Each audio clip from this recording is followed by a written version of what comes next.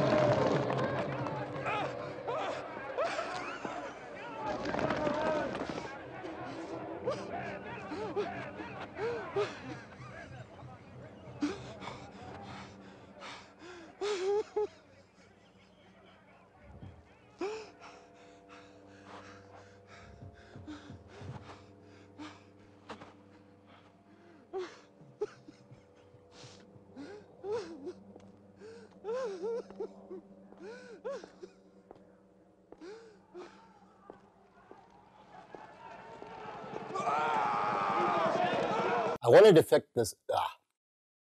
I wanted to fit this next one in before the holidays, but unfortunately we didn't have time to film before then. So you should get it now and save it for Christmas because first off, it's John Waters' favorite Christmas movie ever, and that's good enough for me. I mean, right there is recommendation enough. John Waters' favorite Christmas movie. Everybody should watch this. And TBS should have a 24-hour marathon of Christmas Evil. You know, I love Christmas Story. I really do. I watched it like 4 or 5 times. I admit it. I love the movie. It's a good movie. But it is not Christmas Evil. It does not have a guy who sees his mom getting orally pleasured from Santa Claus on Christmas Eve, and it like scars him so bad, and he wants to be Santa Claus. I don't, you know, it's that weird. I mean, look, I saw my parents having sex. It happens. You always walk in on them, and you know, you think they're wrestling or whatever when you're 4 years old, or maybe daddy's hurt or you know, whatever. It doesn't scar you for life, except in the movies. But dude gets scarred for life. And he decides that he's going to be the actual Santa Claus. So all he does all year is plan on good. He like keeps this book. He watches kids through binoculars and sees who's good and who's being bad, and then keeps this list. You know, like little Mary took out the garbage. Little Johnny's looking at a Playboy. Little Mary helped, you know, her mom take the groceries out of the car. Little Johnny's, you know, whacking off to, you know, I mean, that's what he does. He's got this whole giant book full of like what little kids are, and then he goes to their house and scares them if they're bad or leaves them presents if they're good. Well, then he goes completely crazy. He works at this toy factory, and he finds out that he's getting moved from the actual part where he's making toys to like an office job where he just sits there. And so he gets, you know, he goes crazy. You know, he wants to be Santa. Boom, things snap in his brain. Boom, boom, boom, boom. He paints his van like a sleigh, and he drives around. And there's one part like where he sticks like, you know, a blade in a dude's eye because the guy's making fun of Christmas and stuff like that. And it gets really crazy. The ending, which I'm not going to spoil, is one of the greatest surreal endings you'll ever see. If you've ever seen Wizard of Gore, where all of a sudden this movie just takes a twist at the very, very end that you're just like, what the hell was that? Who the hell thought of that? What kind of drugs are they on, and how do I get some? This is the ending to that movie, and you just have to watch.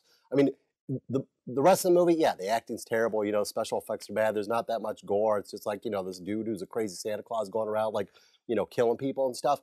I mean, yeah, that entertains me. It might entertain the rest of the public, but you have to watch, at least, you know, fast forward to like the last half hour, watch the last half hour. Because when you see what happens in the last 5 minutes of this movie, you understand why John Waters loves this movie, and you understand why this should be on every goddamn Christmas from here on out. And if TBS doesn't put it on, at least once. I mean, wouldn't that be awesome? Hey, Christmas Story Marathon, except for right in the middle where Christmas Evil plays the one time. And that is the way that we should be celebrating the holidays.